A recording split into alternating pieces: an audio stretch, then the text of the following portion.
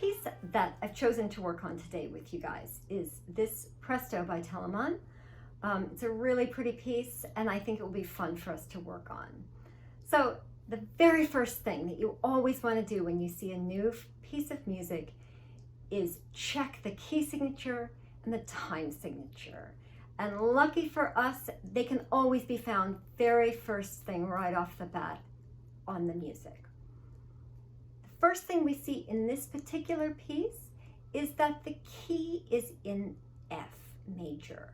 So it has one flat, B flat. Now I know that if you're in band, you may be used to playing in the keys of B flat, E flat, so you might be used to seeing more flats in a key signature, but I think you guys are up for the challenge. So the first thing we want to do when we set out to work on this piece is play an F major scale, and I'm going to demonstrate that right now.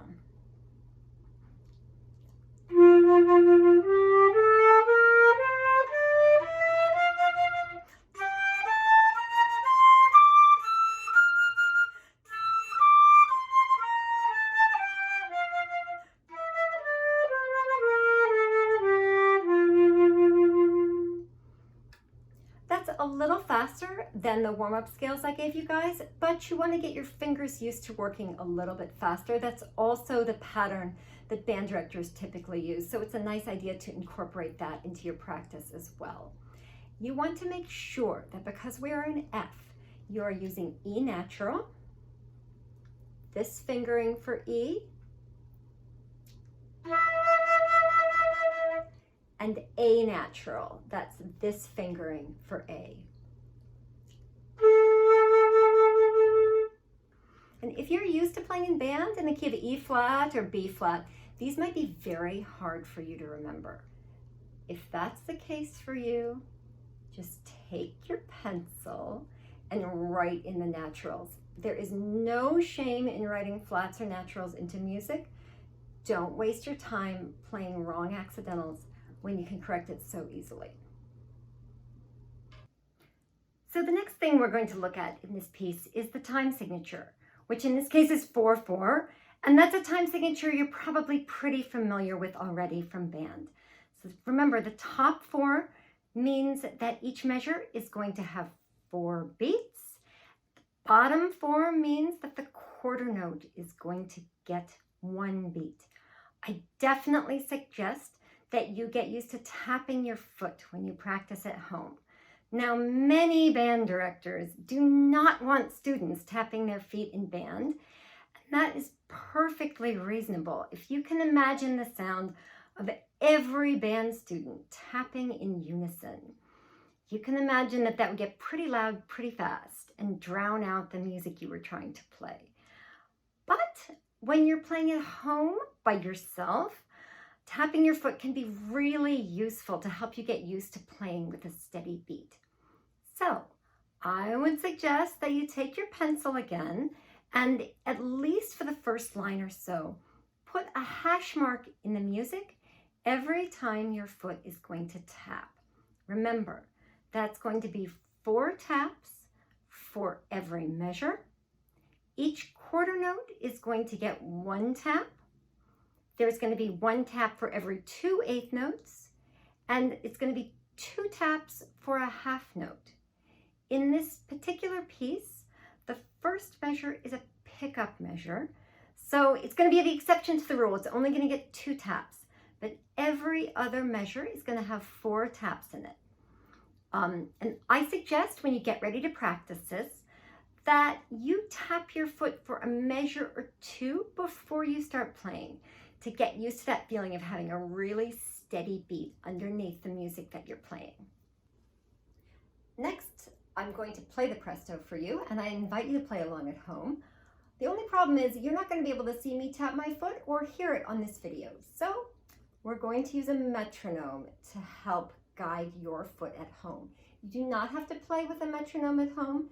This is just for you to tap along with while you play with the video. You're going to hear 8 counts before we start.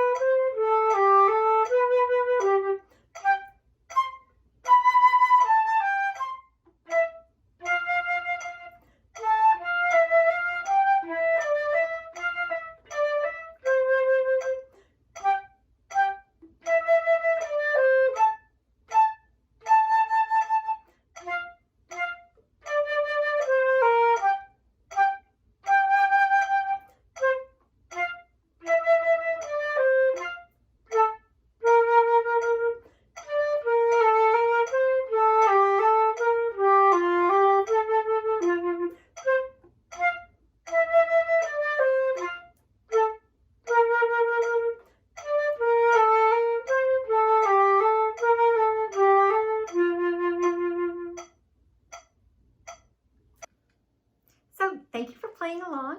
Hopefully this video has been helpful. I have 2 more practice tips before we go. The first one is a lot of my students, especially at the beginning, have trouble reading the lines and spaces on a music staff. That's totally natural. You will get used to knowing those notes, whether it's the high notes you have trouble with or the low notes. Resist the urge to write in letter names over those notes. You will never get to be a fluent music reader if you write letters over the notes. If that means before you play a piece, you have to go through it a couple times and say the note names before you play the music, that's absolutely fine. That's how you'll become a more fluent reader. My second tip is make sure you don't forget where you're going to be tonguing and where you're going to be slurring. Articulations are just as important as anything else in music, so be sure you add that into your practice as well.